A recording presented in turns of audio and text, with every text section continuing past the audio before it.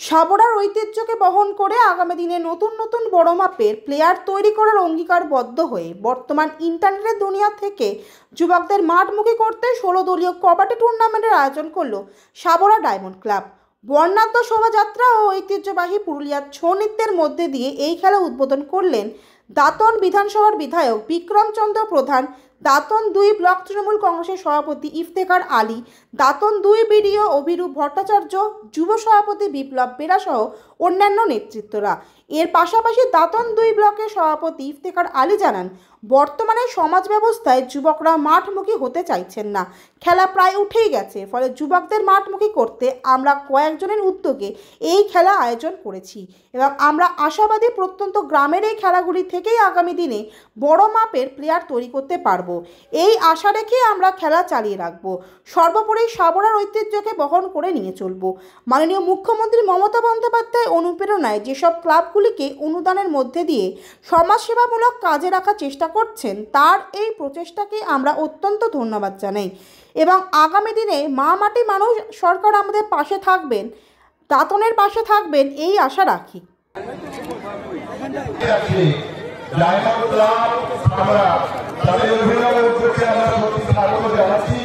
দেখুন, আমাদের সাবড়ার কিন্তু একটা ঐতিহ্য আছে, হাডুডু খেলা। আজকে আমরা কবাডি খেলা করেছি, ঠিক এইখান থেকে ভালো ভালো প্লেয়ার কিন্তু হয়েছিলেন। আমাদের মমতাজবাবু আমাদের একজন ভালো প্লেয়ার ছিলেন। মুরাদপুরের ঠাকুরচরকে মমতাজ আলী, যিনি এই খেলার মাধ্যমে উনি চাকরি পেয়েছিলেন। এই খেলা বাস্তবে ডুবে যাচ্ছিল। আমরা কয়েকজন উদ্যোগ নিলাম এবং ডায়মন্ড ক্লাবকে আমি ধন্যবাদ জানাই, এত সুন্দর করে 16টি টিমের একটা প্রতিযোগিতা করেছে। আজকে তো আরম্ভণি ম্যাচ হয়েছে, এরপর থেকে রাত 12টা পর্যন্ত খেলছে।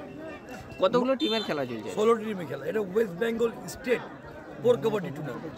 আজকে একদিনের এটা একদিন, এটা নকআউট টুর্নামেন্ট। এই ট্রফি হিসাবে কি কি রয়েছে? ট্রফি আছে, prize money, first prize, second prize আছে। কোনো মানি তো না, এখানে এটা স্টেট লেভেল, এখানে মানির প্রবলেম নেই। ফার্স্ট প্রাইজ 20,000, না সরি, ফার্স্ট প্রাইজ 30,000 রেখেছে, সেকেন্ড প্রাইজ 20,000। এটা কি ছেলেদের না মেয়েদের হচ্ছে? না, এই যে উদ্বোধনী ম্যাচটা মেয়েরা খেলছে, ছোটো ছোটো মেয়েরা খেলছে। এরপর থেকে যে ম্যাচ হবে এটা কিন্তু অফিসিয়াল ম্যাচ হবে। এবং আমরা জানাই ডায়মন্ড ক্লাবকে এত সুন্দর করে এটা আয়োজন করেছে এবং এখানে ব্যানার লিখেছে কি খেলবে সাবরা, জিতবে সাবরা।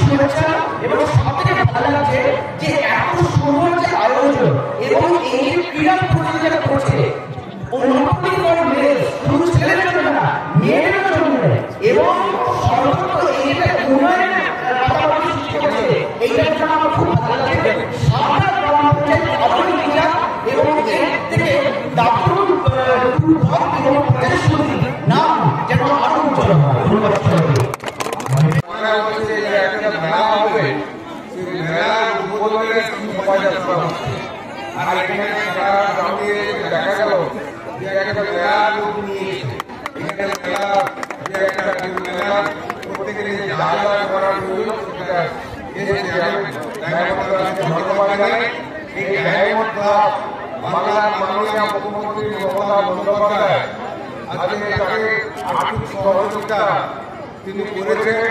যে ক্লাবগুলোকে সংগঠিত করে, যুব সমাজকে একত্রিত করে সমাজে কিছু উন্নয়ন করা এবং এই অনুদান প্রাপ্ত যে ক্লাবগুলো আছে তারা আমাদের পঞ্চায়েতের একটা অংশ।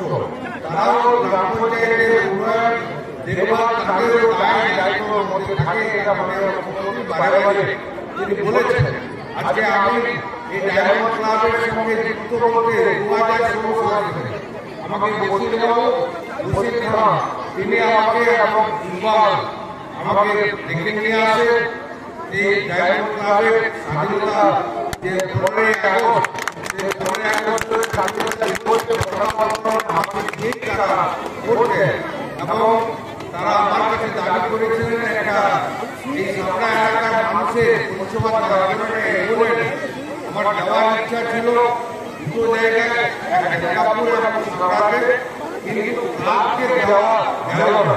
আজকে কিছু আইনের বাধ্যবাধকতা থাকাকালীন আমি ক্লাবকে চিঠি করেছিলাম, সেখানে জেলাপুরে আজকে নজরুল স্মৃতি সংগ্রহকে করেছিলাম এবং ডায়মন্ড ক্লাবকে করেছিলাম। ডিএম সাহেব সেটাকে ক্যান্সেল করলেন যে দেওয়া যাবে না ক্লাবকে, তাই আমি সেটা ক্যান্সেল করে পঞ্চায়েতকে দিয়েছি। আজকে সামনা গ্রাম পঞ্চায়েতে ইউরো সাহেব এখানে আসেন, টাকা অলরেডি চলে এসেছে এবং তাকে ইউরো সাহেবের সঙ্গে যোগাযোগ করেছে এই দশকের মধ্যে অ্যাম্বুলেন্স গাড়ি চলে আসবে। পঞ্চায়েতের প্রধান এখানে আছেন, আমি তাকে অনুরোধ করবো এই এলাকার সারা এলাকায় নয়, এই যে এলাকার মানুষ এই পরিষেবাটা চাইবে তাকে পরিষেবাটা যেন মানুষ পায় সেই ব্যবস্থা করেছি। এবং আগামী 3 বছরে আমার পরিকল্পনা আছে যে আগে নানুর 2 নম্বর ব্লকে একটা ডেপুটি কেরিয়ার পঞ্চায়েত সমিতিকে যাওয়া, এই এলাকা শুরু হয় আমাদের কাছাকাছি এই এলাকা বহরমপুরে একটা দিয়েছি, কিন্তু এই এলাকায় নেই, আমাদের বাইরে থেকে নিয়ে আসতে হয়।